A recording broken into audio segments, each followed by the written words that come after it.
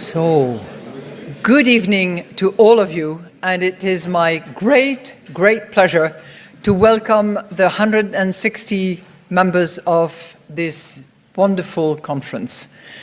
You are very welcome. We are being hosted in Lisbon, Portugal. We have two wonderful Portuguese friends in the room. I can see, obviously, Mario, Constantio. We're delighted to have you, Vitor. It's lovely that you could make it. And I'm sure that there are others from Portugal. Good evening to all of you. And it is my great pleasure to welcome the 160 members of this wonderful conference. You are very welcome. We are being hosted in Lisbon, Portugal. We have two wonderful Portuguese friends in the room. I can see, obviously, Mario, Constantio. We're delighted to have you, Vitor. It's lovely that you could make it. And I'm sure that there are others from Portugal who are also going to help us understand the beauty of this city. So, welcome to all of you. Make sure that in the next 2 days, as I said at my press conference together with Philip Lane at lunch, make sure that you drink a lot of water, hydrate yourself. We don't want the medical center to be busy with people who do not feel well, and we'll go through it. We go through everything anyway.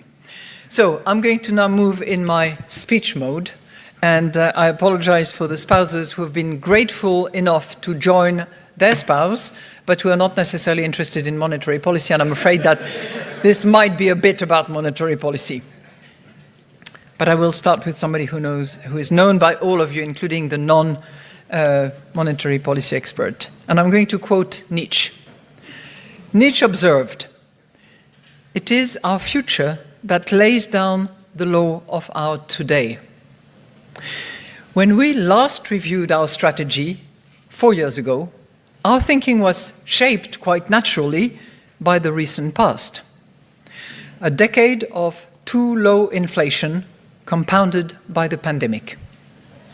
But as Nietzsche warned, there is a danger in letting the past dominate our thinking. Sometimes it is actually the future, still dimly understood, that is already shaping our present. And soon after that review, guess what? The world changed in ways that we had not foreseen. The reopening of our economies after the pandemic brought about major sectoral changes. Russia's unjustifiable and horrible invasion of Ukraine triggered a fundamental shift in energy markets. The geopolitical landscape was upended, reshaping global trade. And structural changes in labor markets became increasingly apparent, driven by demographics, technological transformation, and evolving workers' preference. So given all these developments, the fundamentals of our strategy have held up well, as they should, because a sound strategy should be robust to a changing environment. Our symmetric 2% inflation target has proven effective in anchoring expectation, even though we faced some of the most severe and persistent shocks in recent economic history. And our medium-term orientation has provided essential flexibility to absorb an extremely large shock, helping to reduce the overall cost of disinflation to the economy, while still enabling a timely return of inflation to target. As a result, we saw no need to revisit the key pillars of our strategy, which is why we refer to the exercise that we have just concluded as a strategy assessment rather than a full review. And the central theme of our work has been to update the framework so that monetary policy can continue to deliver price stability in the face of the new types of shocks that we are confronting. And this evening, without downplaying the other lessons we learned, I would like to highlight 3 key conclusions that have emerged from this work that we have done. And I would like to salute those who have actually conducted this work. Governing Council members have played a key role, but those who actually carried the water are sitting in this room. They will instantly understood that they are recognized. I'm here thinking about Christophe, I'm thinking about Christiane, and I'm thinking about the whole team of more than 400 economists from all over the Euro system who actually worked on this exercise. So thank you very much to all of them.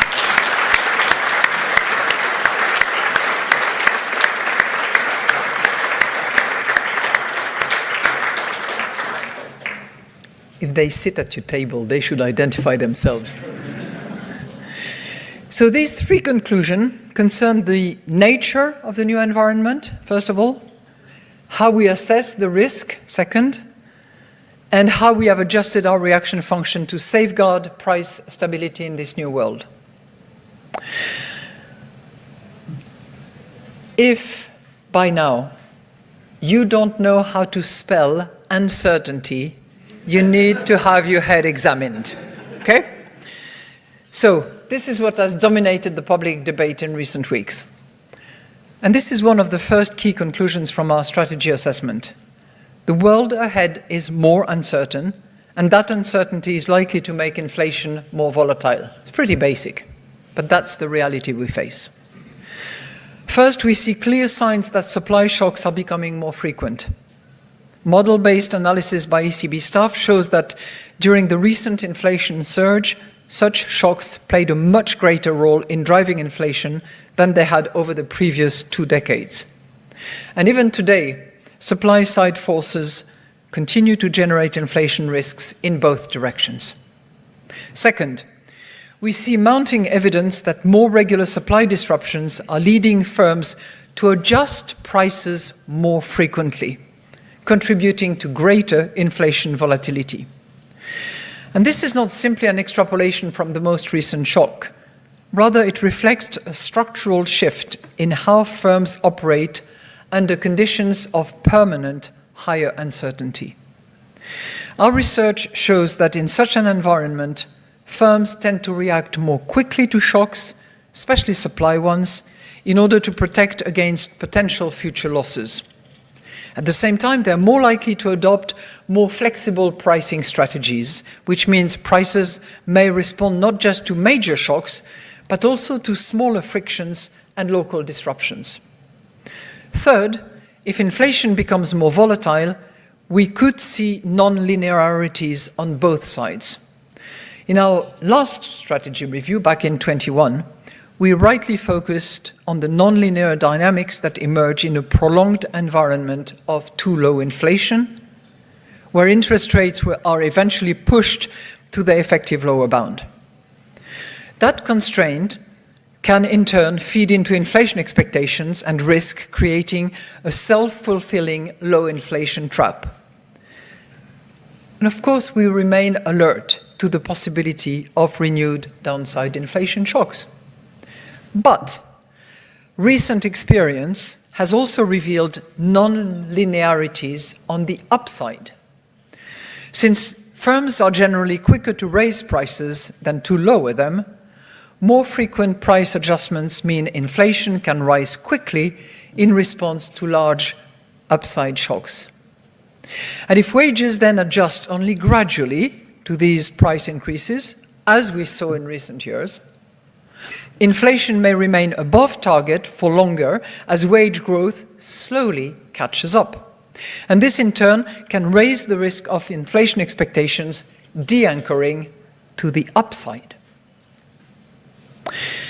So the next question that follows from this assessment is, if the economic environment becomes more volatile, how can we make our economic assessment more robust? Large shocks can trigger feedback loops and nonlinear effects that inherently give rise to a broader range of possible outcomes. In a world of higher uncertainty, it is all the more important to augment the baseline with alternative risk scenarios, to augment the baseline. Not to compete with the baseline, to augment it.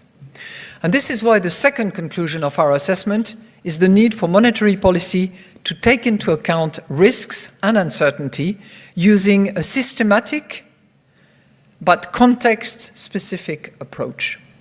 Systematic but context-specific. The ECB has used both scenario and sensitivity analysis for many years, deploying internal scenarios since the global financial crisis and publishing them for the first time during the pandemic.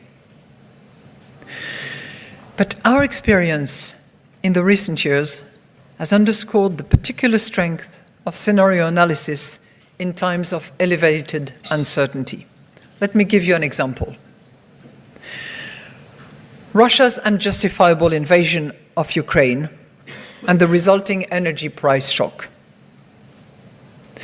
In that case, scenarios provided insights that neither our baseline projections nor standard sensitivity analysis around the baseline could fully capture. For instance, in March 22, the invasion of Ukraine was February 22. In March 22, just a few weeks after, our baseline projected inflation at around 5% for that year, based on market-implied energy future. The sensitivity analysis suggested a slightly higher figure of about 5.5%. In contrast, the Ukraine war scenario already pointed to inflation exceeding 7%, close to the final annual figure of over 8%. At the same time, there were moments when, in hindsight, publishing scenarios could have supported both our policymaking and our communication. One example was the high uncertainty in 2021 about the speed of vaccine rollout and the nature of post-pandemic reopening, including the sectoral shift in supply and demand across goods and services sectors, both in the euro area and globally. Scenario analysis could have helped in illustrating that the range of possible inflation outcomes was unusually wide and would have reduced the risk of projecting false certainty to the public.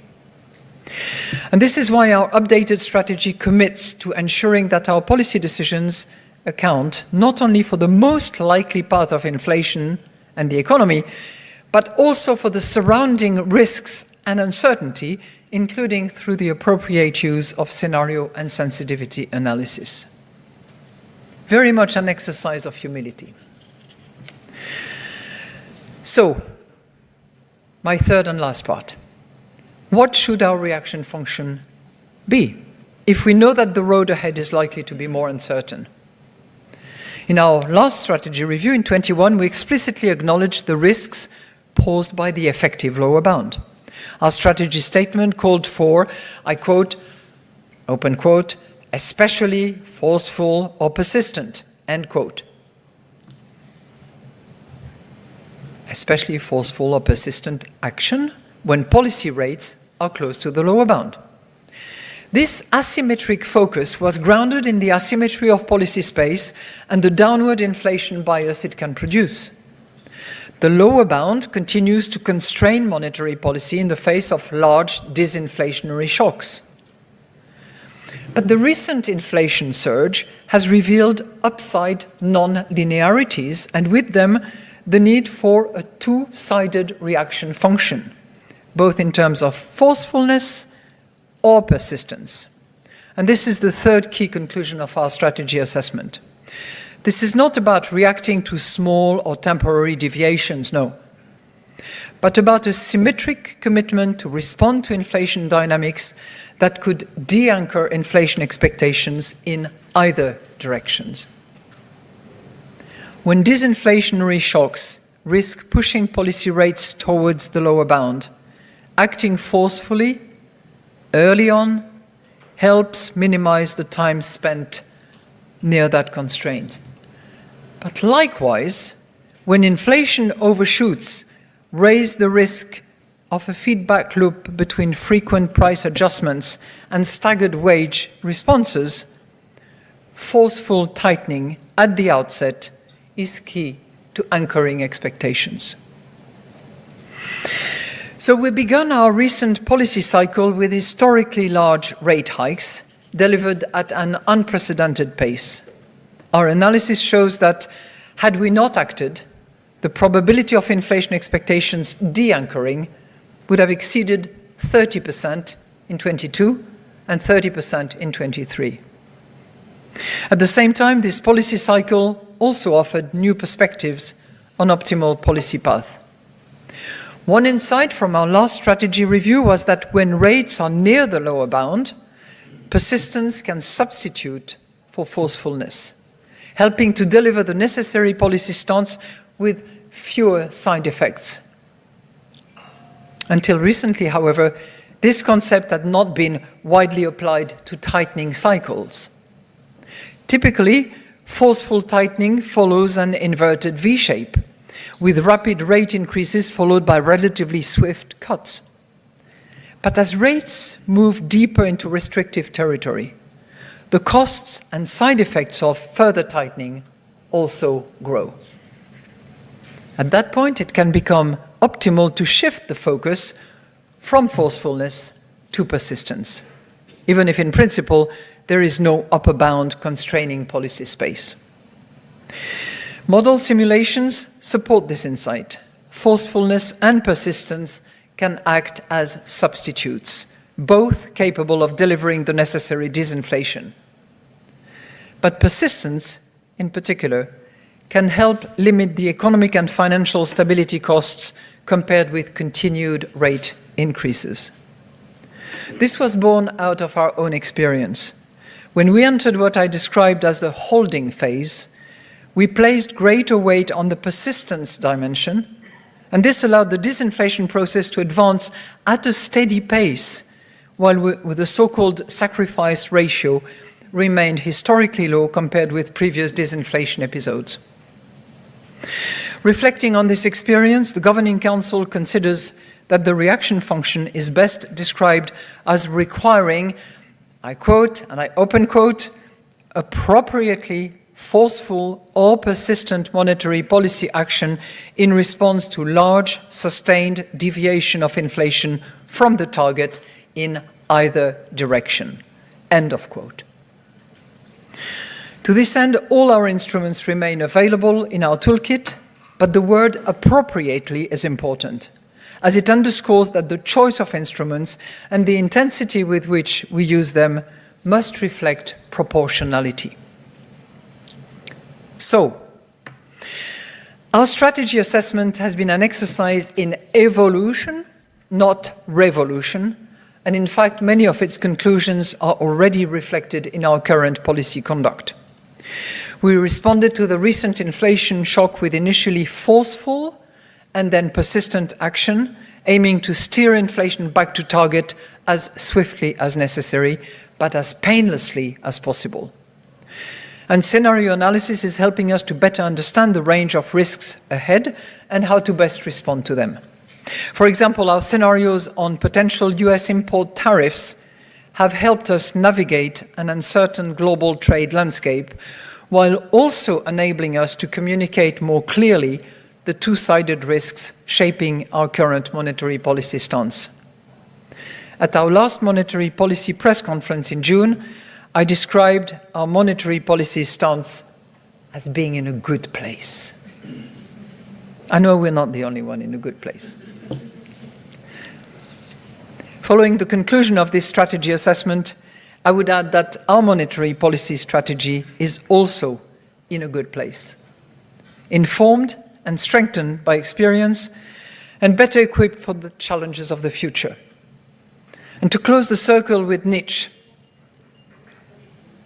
he who has a why to live can bear almost any how. So even as the world changes around us, we know our purpose, and we will do whatever is necessary to deliver on that purpose, ensuring price stability for the people of Europe. And I'm not going to ask for any applause at this point in time. I would like to direct our applause, our collective applause, to a few people that I'm going to mention. Three actually tonight, and all of you could be identified, acknowledged and recognized, but I'm going to mention three of them, and you will understand why. One, because he identifies, epitomizes the standard of a courageous central banker. And he deserves those applause. Wait, hold it. So you all have 30 seconds to think who it is. 1 second is enough. Second person is the one who was together with me at the press conference today and who has led the exercise of the strategy review in 21, who's led the exercise of the strategy assessment in 25, and who will tell you that he had nothing to do with it because he had such competent people to work with. But it is not true. It's just a reflection of his modesty, and you would know who that person is. He sits with us on the executive board of the ECB. And the third one is the most veteran central banker in the room. He has been with us 14 years. Now, anybody who has been a central banker 14 years and is still alive today, please stand up. None. So that's him. And I would like to ask you to share your applause with Jay Powell, Philip Lane, and Klaas Knot.